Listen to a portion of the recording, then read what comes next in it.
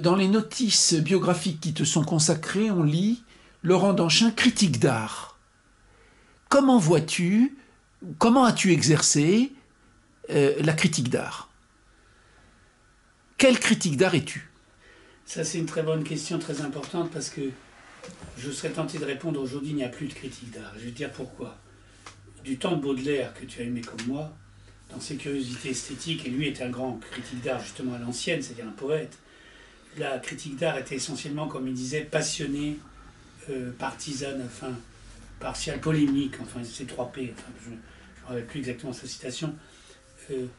Autrement dit, un critique d'art prenait parti. Il allait visiter un salon, il disait ça c'est de la merde, ça c'est formidable, ça c'est un génie. Autrement dit, il y avait un jugement. Or aujourd'hui, la critique d'art, depuis mais très très longtemps en France, et c'est lié à un phénomène médiatique plus général, c'est de la com. C'est du rédactionnel publicitaire déguisé. Autrement dit, c'est du faux texte, c'est-à-dire que ce sont des textes de commande, commandés par des musées, par des galeries, etc. C'est de la com.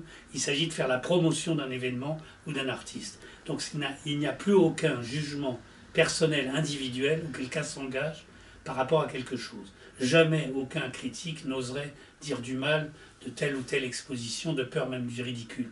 Donc on peut dire qu'il n'y a plus de critique d'art engagée. Or la critique d'art ne peut être qu'engagée. Elle doit engager celui qui l'écrit, et justement parce que c'est un acte de jugement pour aider. Alors, ou bien elle ne sert à rien. Effectivement, moi, je n'ai pas besoin de lire les critiques pour aimer ou pas aimer une musique ou un film. Mais si elle sert à quelque chose, c'est pour quand même éclairer les gens et les aider justement à distinguer, c'est le principe même du crible, de la critique, entre quelque chose qui est, par exemple, un faux semblant, une fausse valeur, et quelque chose qui est une vraie valeur. Et quelqu'un qui a plus l'habitude, quelqu'un qui a beaucoup vu d'images, par exemple dans mes activités de commissaire d'exposition, surtout d'amis des artistes, qui a vu énormément de choses, qui reçoit énormément d'images aussi, par email ou autre, j'ai vu tellement défiler de choses, entre autres d'œuvres d'autodidactes, que j'ai une énorme culture de ce qu'on voit actuellement, de ces choses-là. Donc ça aide à porter un jugement effectivement plus vaste, parce qu'on fait des tas de comparaisons, du coup, automatiques dans sa tête.